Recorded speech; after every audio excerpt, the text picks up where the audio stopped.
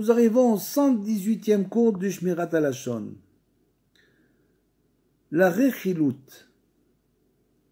Le verset nous dit « Loteler rachil be'amecha » ne va pas en colportant des ragots, donc la médisance, parmi ton peuple.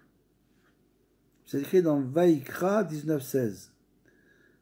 Interdit toutes les formes de la shonara, même le terme de rachil, qui est simplement colporter de la médisance, colporter des ragots, même ces choses-là, et bien sûr interdites, se rapportent particulièrement à la rechilut.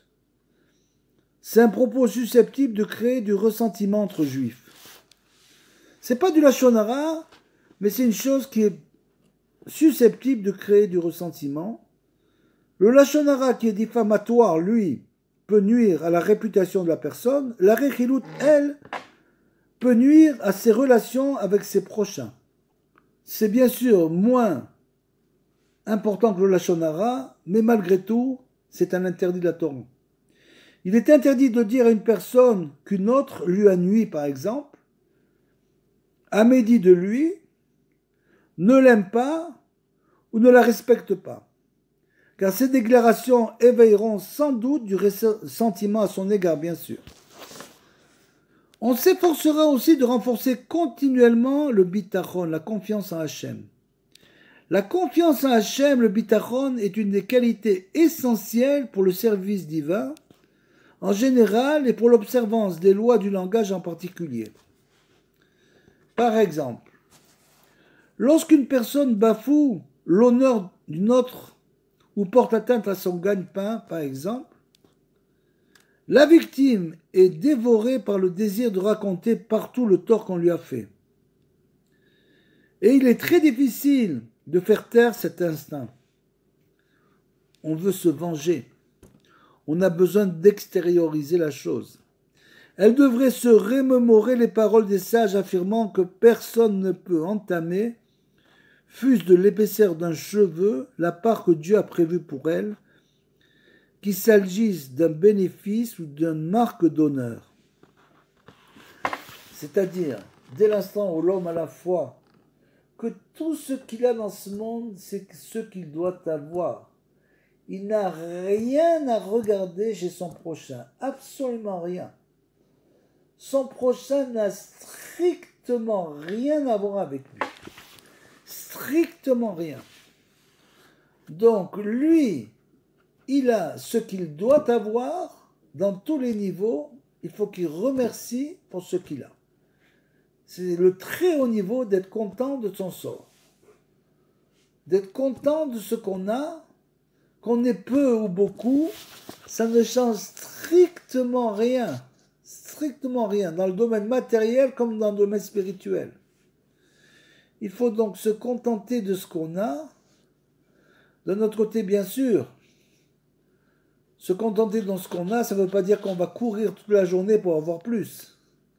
Parce que celui-là aussi ne se contente pas de ce qu'il a. Dans le domaine spirituel, par contre, on peut courir toute la journée pour avoir plus. Comme c'est écrit, Talmud Torah Keneget Kulam. L'étude de la Torah vaut toutes les midot. Donc ça veut dire, elle est supérieure à toutes.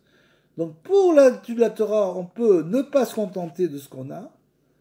On veut vouloir avancer, c'est très bien.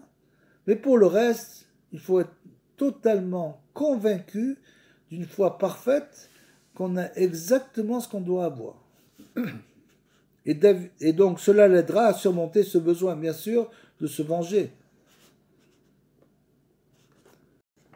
Il est écrit à Koletova. Donc si une personne a un problème et que, par exemple, elle perd son travail, c'est raconté des histoires là-dessus, il y a des dizaines d'histoires, il faut qu'elle ait la foi parfaite que Hachem voulait qu'elle arrête ce travail-là et que peut-être elle va trouver un travail où elle gagnera plus.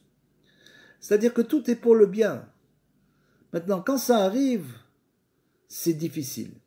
Comme on dit, c'est difficile à encaisser. Mais si on a la foi, on sait que tout est pour le bien et que de toute façon, en fin de compte, il y aura un avancement. David dit « Aie confiance en Dieu et agis bien, pour habiter le pays et cultiver la foi. Il faut d'abord avoir confiance en Dieu, et ce n'est qu'après cela qu'on peut faire le bien. Car c'est la confiance en Dieu qui représente les fondations sur lesquelles l'édifice s'élèvera. C'est-à-dire que c'est la base de tout, c'est la confiance, bien sûr. Et à partir de cette confiance en Hachem, on sait que tout ce qui nous revient, c'est ce qui nous doit revenir, c'est ce que Hachem a prévu pour nous. Il faut de la patience, il faut de la foi, et avec ça, Bezrat Hachem, on arrive au niveau très élevé d'être content de son sort et d'être toujours joyeux.